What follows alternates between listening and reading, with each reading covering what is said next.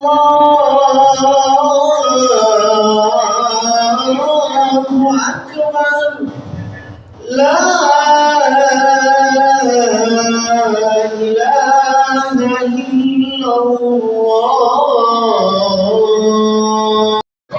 Manahullahu anhu adalah orang yang meninggalkan segala sesuatu yang dilarang Allah kepadanya, dari sesuatu yang haram menuju sesuatu yang halal, dari sesuatu yang baik menuju sesuatu yang lebih baik, yang buruk kepada yang baik, begitu seterusnya. Ini makna hijrah yang berkembang sampai saat ini untuk kita petik sebagai pelajaran. Bahkan di samping itu juga, makna hijrah itu bukan satu bentuk pengakuan diri kita sebagai orang baik, bukan. Lalu menilai orang lain itu buruk, bukan. Tapi justru hijrah itu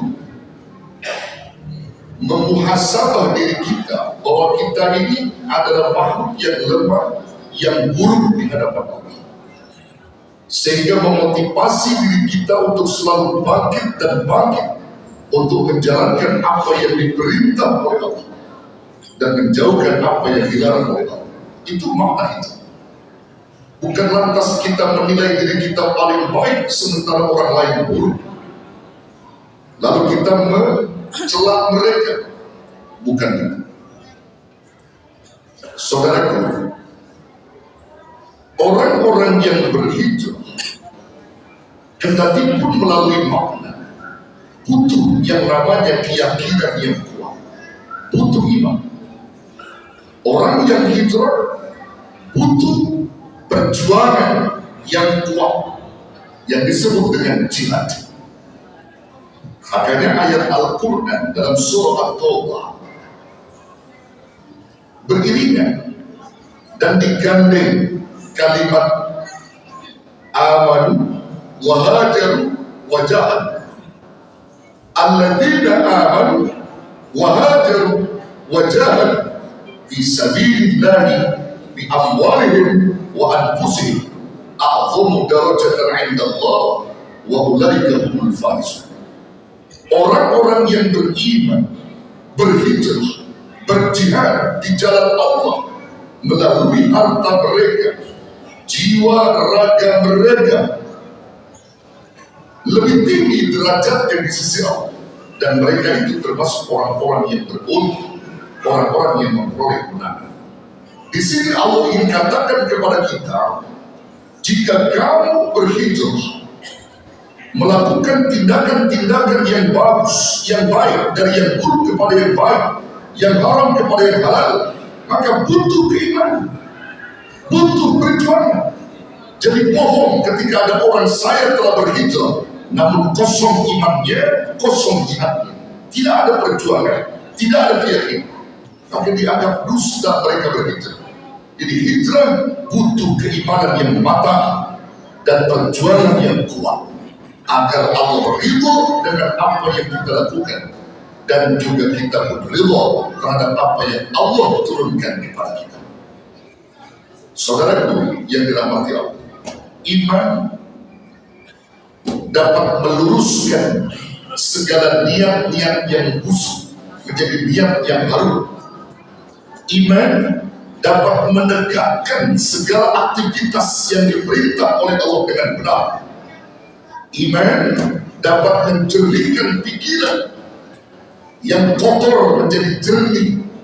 Tanpa ada iman, segala perbuatan kita itu dianggap hampa dan kosong di mata Allah Subhanahu wa Ta'ala. Karena itu saudara, orang-orang yang beriman, berhijrah dan berjihad, niatnya lurus untuk mendapatkan keridhaan Allah dan Rasul. Mereka berhijrah bukan untuk mencari dunia, mereka hijrah bukan untuk mencari wanita yang ingin dinikahi, tapi hijrah yang mereka lakukan adalah untuk mencari keridhaan Allah dan Rasul. Orang yang hijrah mencari keridhaan Allah dan Rasulnya, mereka adalah orang yang diiringi hijrahnya dengan iman yang kuat dan jihad yang mati. Ini yang diperlukan oleh kita sekarang ini. Perlu kita beriman yang kuat, yang matang, dan jihad yang kuat. Al-mujahid menjahada nafsahu fi ta'atillahi azza wa jalla. Orang yang berjuang itu adalah orang yang dapat menundukkan nafsunya untuk bangkit taat kepada Allah. Itu pun karena itu. Tanpa ada keimanan yang kuat, maka mustahil terjadi hijrah yang benar. Saudaraku yang dirahmati Allah, saya teringat satu qaul yang disampaikan oleh Syekh Al-Imam Ibnu Mubarak rahimahullah ta'ala ketika beliau menjelaskan tentang amalnya orang-orang yang beriman dengan lurus niatnya karena Allah. Kendati pun amal itu kecil dilakukan, namun berujung faidah yang besar dari Allah Subhanahu wa ta'ala. Apa kata beliau? Rubba amalin saghir tu'azzimuhum bihi wa rubba amalin kabir tusaghiruhum bihi. Berapa banyak amal yang kecil dibesarkan oleh niat-niat yang benar, bahkan mendatangkan pahala yang besar dari Allah Subhanahu wa ta'ala. Dan berapa banyak amalan yang besar dikecilkan oleh niat, bahkan dihilangkan pahalanya oleh niat-niat yang tidak benar, karena tidak ada iman dalam qalbu mereka. Kita lihat sudah, amal yang kecil, sepele, niatnya benar karena Allah, maka Allah hitung menjadi nilai ibadah, bahkan pahala yang terus mengalir, bukan hanya di dunia, bahkan kita sudah mati pun itu pahala terus mengalir untuk kita karena niatnya benar, diiringi dengan iman yang kuat. Saya mau kasih contoh sudah, membuang duri di jalan, membuang paku dan bahaya di jalan itu perbuatan ringan, sepele. Ini serendah-rendahnya iman, kata Nabi. Membuang paku di jalan karena diiringi dengan niat yang terus karena Allah, ada iman dalam qalbu mereka. Mereka singkirkan paku itu, mereka singkirkan beling itu dan bahaya itu untuk menyelamatkan saudara-saudaranya yang lalu lalang di jalan itu. Subhanallah. Berapa ribu kaki, bahkan juta kaki yang lalu lalang di jalan itu karena sabab perbuatan kita, karena Allah, mereka selamat dari bahaya. Allah catat nilai pahala untuk kita, bukan hanya di dunia, bahkan kalaupun kita mati terus mengalir pahala itu untuk kita. Tapi berapa banyak amalan yang besar dikecilkan oleh niat-niat yang tidak benar karena tidak ada iman dalam qalbu mereka. Contoh sholat. Sholat itu perkara yang berat, sudah, perkara yang besar. Wa innaha lakabiratun illa 'alal khashi'in. Sesungguhnya sholat itu besar dan berat kecuali bagi orang-orang yang khusyuk, yang punya iman dan ketulusan hati yang ikhlas karena Allah. Bila dikerjakan bukan karena mengharap ridho, karena untuk kubur kewajiban, karena untuk dibilang soleh dan abid bisa, maka gak ada apa-apanya di sisi Allah. Karena kosong iman. Itu pun yang diungkapkan Rasulullah Sallallahu Alaihi Wasallam, nanti umatku berbondong-bondong kepada Allah. Mereka bukan orang yang tarikus sholat, mereka orang-orang yang rajin sholat, kata Nabi. Mereka berbondong-bondong kepada Allah meminta pahala sholat. Lalu ketika itu Allah membungkus sholatnya dan melemparkan ke mukanya. Ambil itu sholatmu, kata Allah. Dulu kamu sholat bukan karena aku, tapi karena hanya untuk gugur kewajibannya pemerintah, dan bukan karena mencari ridhoku, kata Allah. Tak pantas kau terima dan minta pahala sekarang. Begitu kata Allah. Maka pantas kalau hijrah butuh iman, hijrah butuh jihad. Seperti kita sekarang ini melakukan apapun, kalau diawali dengan keimanan yang kuat, dipastikan amal kita bakal lurus dan benar karena Allah. Saudaraku, Coba kita lihat dalam sejarah bagaimana kaum Ansor berjibaku untuk menolong kaum Muhajirin karena dasar mereka iman. Meskipun mereka banyak di kalangan orang-orang Ansor itu bukan hanya orang Islam, dari kalangan Yahudi Nasrani, tapi mereka sudah dibekali keyakinan oleh Rasulullah pada waktu hijrah pertama beliau ke kota Yathrib.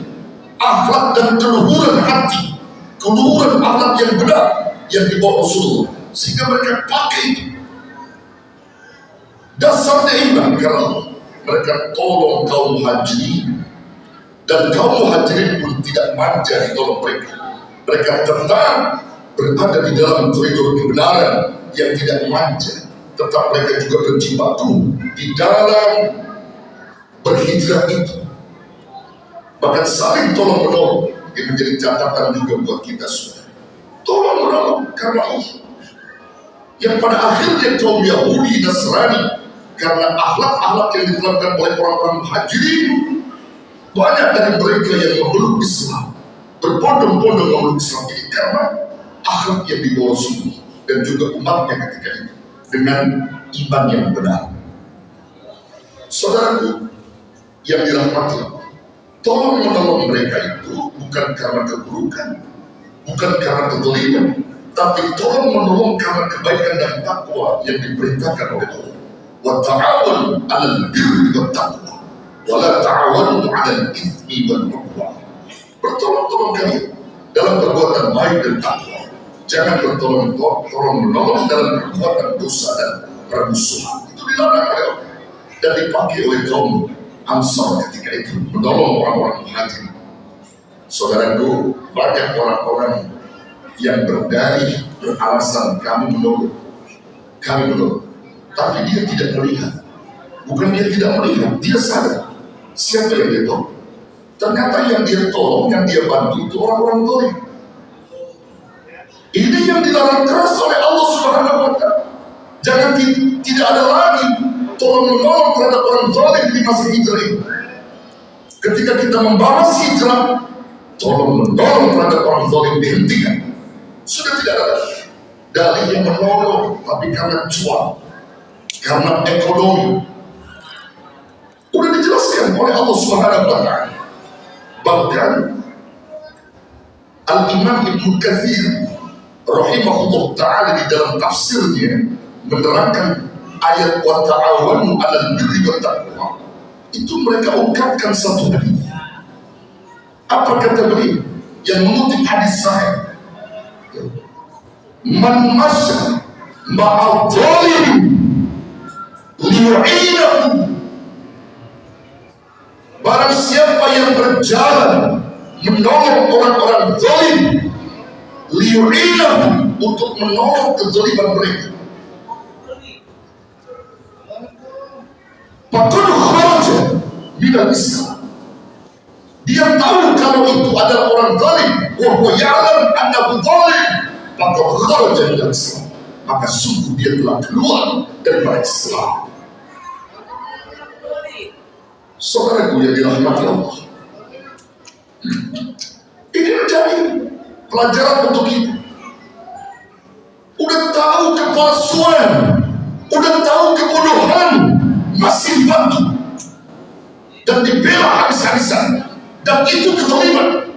Tapi justru mereka menjulurkan lidahnya kepada majikannya untuk mengatakan bahwa majikannya adalah benar, padahal itu adalah zalim, dan dilarang oleh Allah Subhanahu wa Ta'ala. Dan siapapun pengikut-pengikutnya untuk membenarkan kezaliman seseorang, mereka masuk di dalamnya dan bisa dilihat sepak terjangnya, saudara. Dan nyata ini, setiap kebaikan yang disampaikan, setiap kebenaran yang ditunjukkan, maka itu membuat tenang. Siapapun yang berada di dalam kebaikan tenang, kata Nabi. Innal khairat mutmainnatun. Sesungguhnya kebaikan itu membuat orang itu tenang. Ngomong jujur, ngomong benar, ngomong tentang keadilan. Kalau itu koridornya benar, maka tenang hatinya. Tak pernah takut dengan apapun dan siapapun. Tapi kalau koridornya buruk, Sudah jelas keburukan dan kezaliman. Inna sarra ribatun. Sesungguhnya keburukan itu adalah menggelisahkan orangnya. Menggelisahkan siapapun yang membela keburukan akan gelisah dan tidak akan pernah tenang hidupnya. Saudara, Allah tidak akan pernah tidur. Dan memang Allah tidak tidur. Allah akan bela kebenaran dan Allah akan tegakkan keadilan. Bila kita orang-orang Muslim mau menunjukkan dan mengatakan yang benar adalah benar, yang batil adalah batil. Jangan kita ragu mengatakan benar dan jangan pernah kita ragu mengatakan batil. Ini benar, ini batil. Itulah disebut hijrah. Tapi kalau kita masih abu-abu, pengen hijrah, iman tidak ada, tidak bisa disebut hijrah. Katakan yang benar, tunjukkan yang benar. Kita minta kepada Allah Subhanahu wa Ta'ala. Ini pelajaran saudara. Dalam peristiwa hijrah Nabi menjadi pembekalan kita sebagai umatnya untuk bagaimana meresapi makna hijrah dan terus mengembangkan kebenaran-kebenaran yang diperintah oleh Allah Subhanahu wa Ta'ala. Dan inti poin dari semua itu, saudara yang dirahmati Allah, saya ingin katakan di mimbar terhormat ini, maka jangan pernah hilangkan dari peristiwa hijrah Nabi sebagaimana pesankan Nabi SAW. 4 konsep hidup dan menjadi pilar utama kehidupan manusia Muslim dan seluruh manusia yang ada di muka bumi ini. Bila mana mereka tegakkan 4 pilar dalam kehidupan dalam peristiwa hijrah itu, maka mereka akan aman, berkah, dan juga Allah akan ridhoi mereka. Apa 4 pilar itu? Yang pertama, afsus salam, tebarkan kedamaian, tebarkan kejujuran, tebarkan keadilan. Ini pesan. Yang kedua, afsus salam wasilul arham, sambung tali silaturahim di antara kalian. Jangan kalian berdendam musuh, menabuh genderang perang dalam permusuhan. Ajak ajak bersaudara mereka, tunjukkan kebenaran, berani katakan yang benar pada mereka. Ini merupakan afsus salam wasilul arham, sambung tali silaturahim. Yang ketiga, wa at'imut ta'am, berikan makan, banyak bersedekah, jangan gigir, jangan pelit. Banyak bersedekah, banyak berbagi kepada orang. Maka ini semua adalah perintah dari Nabi. Dan yang terakhir saudara, jadi pesan Nabi khusus buat umat Islam, wasallu bil laili wan nasu niyam tadkhulul jannata bis-salam. Bangkit di waktu malam, salat malam kalian di mana manusia telah tidur, kau bangkit untuk sujud kepada Allah sebagai bentuk ritual ibadah seorang hamba kepada Rabbnya. Niscaya kau akan dimasukkan ke dalam surga yang namanya Darussalam, tempat di mana penuh dengan kedamaian dan keselamatan. 4 pilar ini menjadi pelajaran kita dalam peristiwa hijrah. Barakallahu li wa lakum bil Qur'anil azim wa nafa'ani wa iyyakum bima fihi min al-ayati